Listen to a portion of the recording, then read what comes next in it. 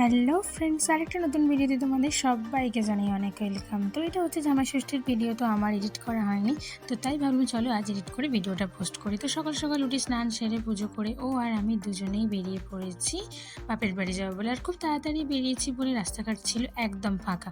তো প্রথমেই বাড়ি আসতেই মা করে দিয়েছিল ভীষণ সুন্দর করে কড়া করে একটা চা, তারপর এদিকে মায়ের লুচি আলুর দম সব কিছু রান্না হয়ে গেছে।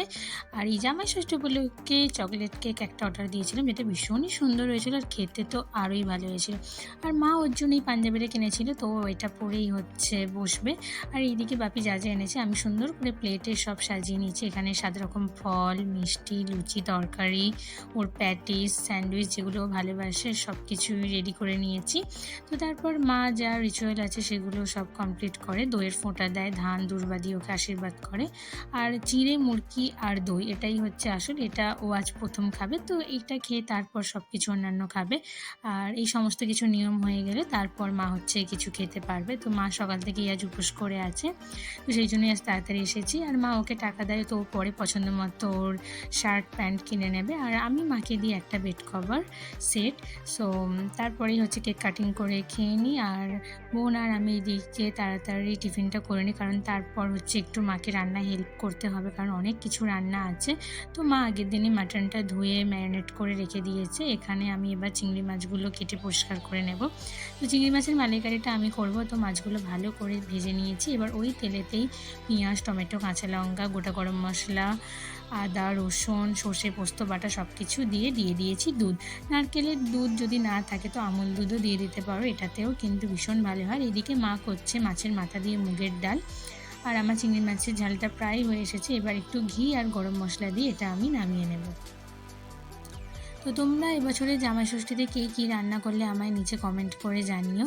তো এই ঝালটা হয়ে গেছে, এবার আমি ঝুড়ি আলু ভাজা করব, কারণ এই মাছের মাথা দিয়ে ডালের সাথে ও বেশি পছন্দ করে এই ঝুড়ি আলু ভাজাটা।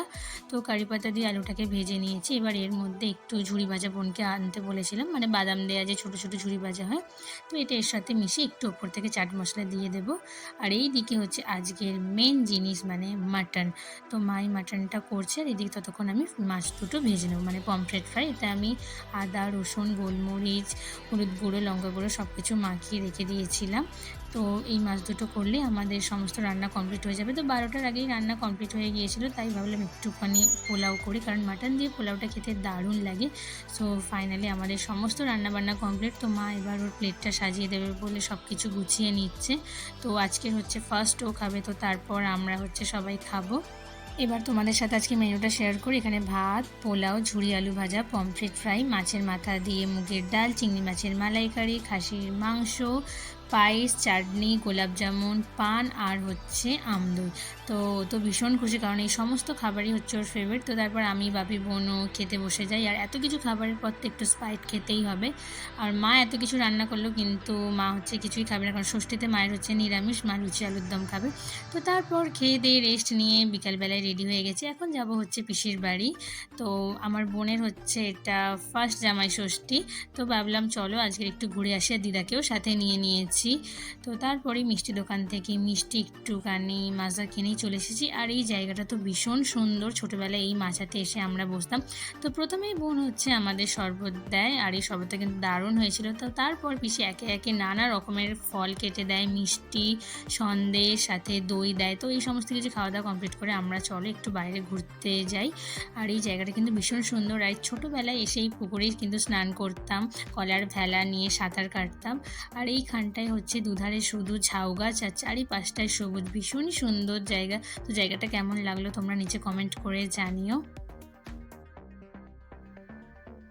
তো তারপর পিসির বাড়িতে গিয়ে একটু গল্প করে খরগোশগুলোর সঙ্গে একটু আদর করে আমরা বাড়ি চলে আসি। আর বাড়ি এসেই হচ্ছে রাতে খেয়েছি আইসক্রিম, আর তারপরেই শুরু হয়ে যায় ভীষণ বৃষ্টি। তো বন্ধুরা, আজকের মতো ভিডিওটা এখানেই শেষ করছি। ভালো লাগলে লাইক, কমেন্ট, শেয়ার করে চ্যানেলটাকে সাবস্ক্রাইব করে দিয়ে দেখা হচ্ছে আর একটা নতুন ভিডিও।